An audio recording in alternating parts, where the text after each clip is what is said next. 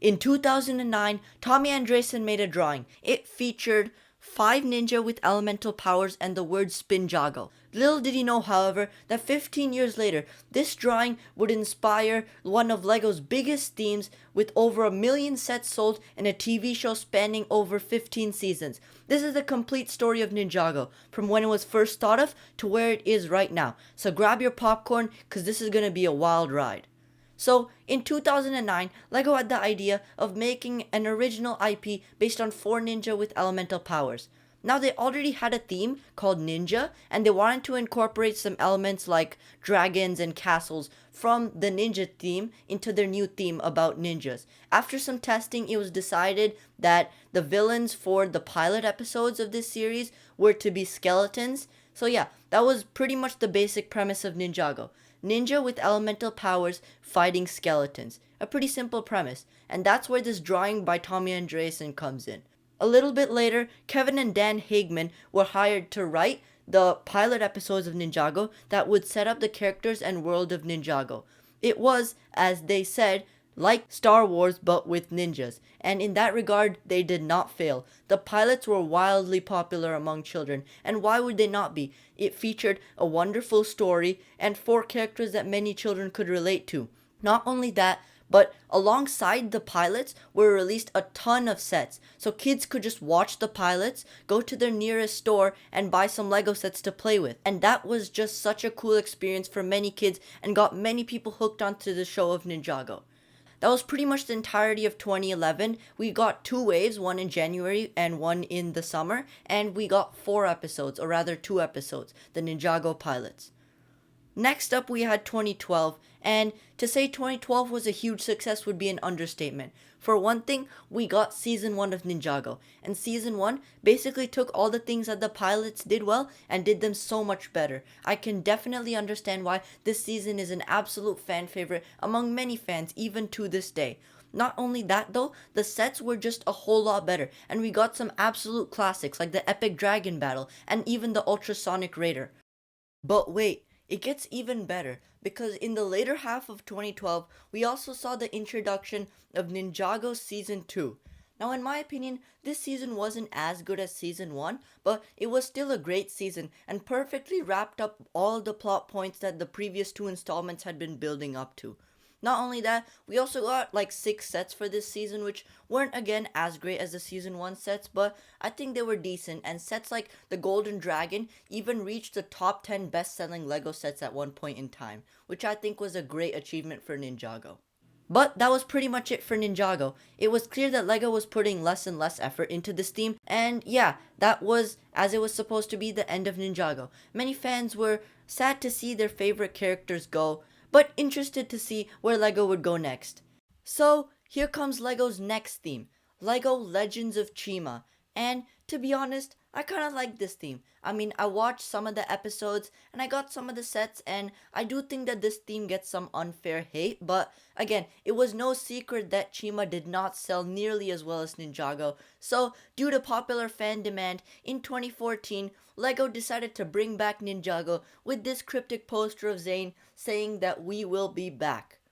This poster directly corresponded to Ninjago Season 3 Rebooted, which aired shortly after and again came with another brand new wave of sets containing some absolute bangers like the Battle for Ninjago City. Now, in my opinion, again, Season 3 wasn't as great as it could have been, mostly because LEGO was rushing to bring back Ninjago. But hey, the important thing is that Ninjago was back and fans were stoked to see where it would go next. And where it went next was absolute peak in my opinion. The 2015 era for Ninjago was one of the best times to be alive if you're a Ninjago fan. For starters, in early 2015, we got Tournament of Elements, which is still touted to be one of the best Ninjago seasons today.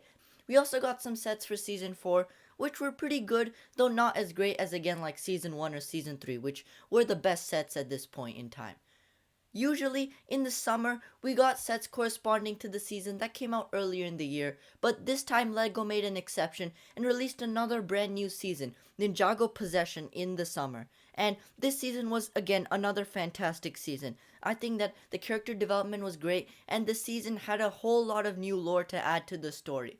Again, the sets were absolutely fantastic, And I think I might be actually one to say that this was the best wave so far that we had ever gotten. Some bangers like the Temple of Air Jitsu, the City of Sticks, and even the Destiny's Bounty that was pretty good for the time just make me absolutely love this wave. Again, fans could not wait to see where LEGO would go next. And LEGO had some exciting news. You see, since the beginning of Ninjago, LEGO had been planning to make a Ninjago movie, which was supposed to release in 2016, right after Ninjago Skybound, which I think was another pretty mid-season that had another pretty mid-wave. So yeah, fans were super excited to see what this movie would be like. Would it be a continuation of the show? Would it be something completely different? Would it be... Oh wait, hold up, hold up. Oh, it was canceled? Oh, no, no, it was delayed. Oh, it was delayed. Oh.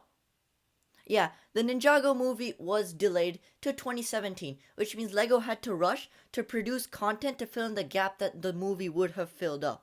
And as a result, we got, in my opinion, two of the worst pieces of Ninjago media that we've ever gotten. They're the departed in hands of time, but I can kind of cut them some slack for this one. They were on a super tight production deadline, and I know they really did not have a lot of time to make these stories good.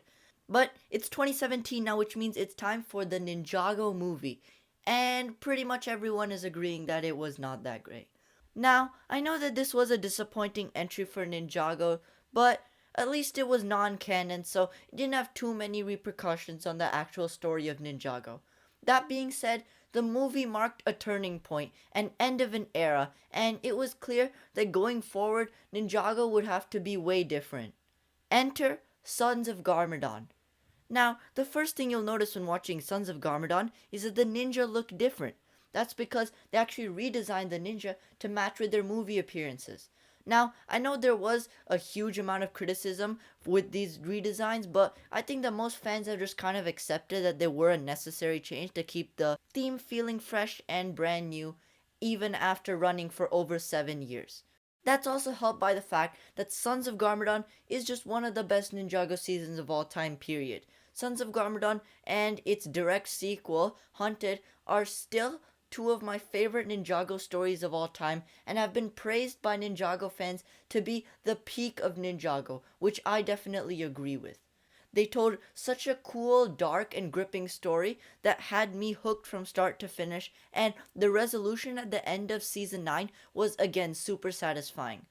The season after that, March of the Oni season 10, was supposed to be, again, the last season of Ninjago. The 10th season, it was supposed to wrap up the Oni trilogy and just Ninjago as a whole. And it did that by bringing back a ton of old stuff like Cole's Earth Driller, the Golden Weapons, and just having a lot of nostalgia for old fans. The story was satisfying enough, and it was a fitting conclusion to all of Ninjago. But, as I'm sure you know, Ninjago came back again.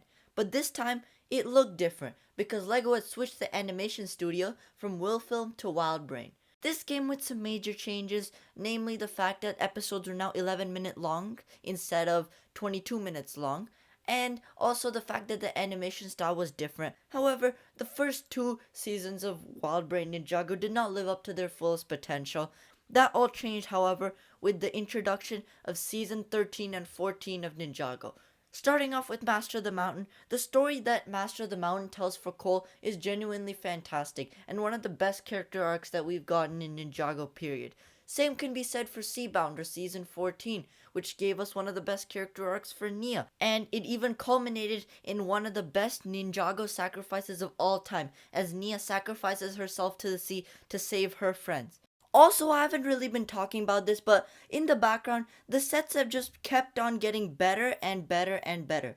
LEGO experimented with two sub-themes, Core and Legacy, both of which produced some really cool sets, but both of which didn't really last long. But all of that was not important, because in 2022, we were supposed to get Ninjago Crystallized, the finale to a story that had been going on for 11 years. And when I say the end, I mean the end, the end. It was not sure what would happen after this, but the writers had made it obvious that whatever would come after Crystallized would not be a continuation of the same story, but a totally different story.